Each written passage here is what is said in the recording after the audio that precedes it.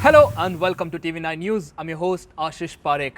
Major economies around the world have been pooling in their resources, developing a vaccine against COVID-19. And now the distribution of the first vaccines for coronavirus have started and have raised hopes around the world about the end of the pandemic. Finally, people are seeing a way out of this pandemic that has gripped the world over the past few months now. And while this might be in sight, while the vaccines have started to roll out, but it has also sparked some concern about their side effects. Now, the process has been sped up, the vaccine development process has been sped up like never before, and also there is a question over their efficiency, and also there is a lot of concern in general around the vaccines. So here is what we know about the vaccines so far, about the side effects, and also how safe these vaccines are and should you be taking them. Now, results from the final stage clinical trials of two of the frontrunner vaccines were published this week, and both of them have been found to be safe. So what exactly are the findings? What were the studies? How many people were tested?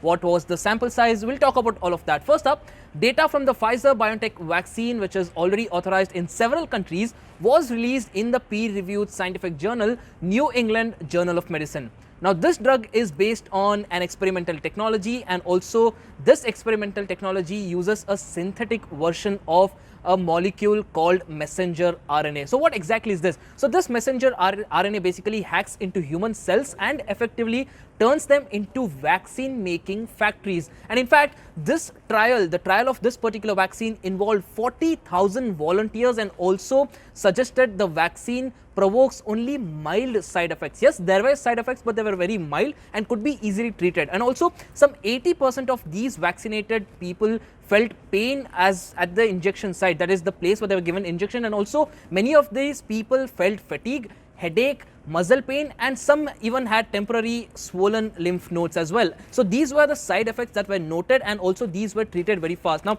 these side effects were more frequent and more intense for young people. This is one point that needs to be noted. Older people reacted to their bodies reacted to the vaccines very well, but young people had some sort of a side effect to these vaccines, and those side effects were treated. Next up, second vaccine that we're talking about, that is a partnership between Oxford University and AstraZeneca, also used a disabled virus, that is in this case a chimpanzee adenovirus, as a vehicle to carry the vaccine. Now, this vaccine, basically the data from this particular process involved around 23,000 volunteers and was published in another prestigious medical journal, which is the Lancet, and the study also found this vaccine to be safe. So this is the second front runner we're talking about, and this was also safe. But having said that, what was the process? What were the side effects noted? We'll discuss about all of that. Several side effects for both of these vaccines so far have been extremely rare. Now, we're talking about side effects, how severe they are. So severe ones are extremely rare, and also only one patient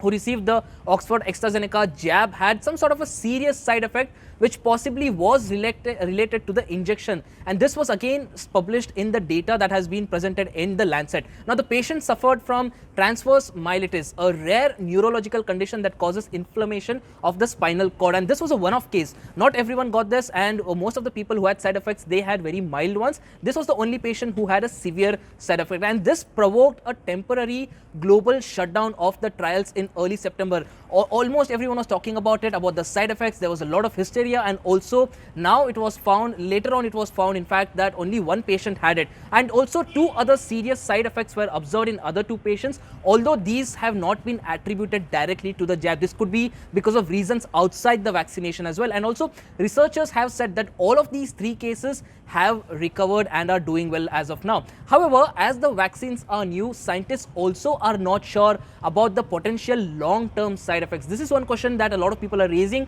and also although they might be authorized for emergency use because of the pandemic and the situation that is and the kind of shutdown that is there all over the world, their data will be continuously monitored by World Health authorities so that they can react immediately in case any side effect is noted. So just to put this entire thing, just to summarize the entire data that we have at this point in time, yes, there were side effects during the entire process, but most of these side effects were extremely mild. They cannot be detrimental to your health as such, and also they can be easily treated. There was only one severe side effect which was directly related, and that has been treated as well. There were 2 side effects which were again not directly related to the vaccinations. Apart from that, the vaccines, the entire trial process has been smooth, and also the vaccines have now been authorized for use. One only hopes that these vaccines reach the people in need as soon as possible, and also we get out of this pandemic as soon as possible. Do let us know what you guys think in the comment section below, and also do not forget to like, share and subscribe to TV9 Digital. Thanks a lot for watching.